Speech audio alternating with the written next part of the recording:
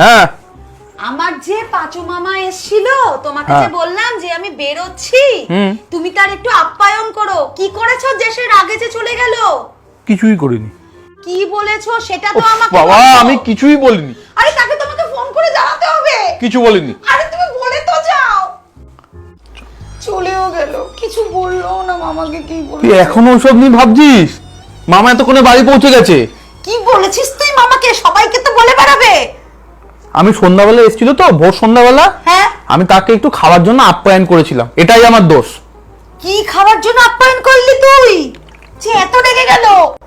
আমি বলেছি খান কিছু দি। আরে মানে খান কিছু দি, খাবেন তো নাকি? ছি ছি ছি, কি ধরনের কথাবার্তা এগুলি? এভাবে তো কাঁদতে বাবা হবে। খান কিছু দি। हे हरिनाम आश्चर्य। जगन्नाथ प्रेमानंदी, ये क्या हुआ? प्रेमानंदी, ये क्या हुआ?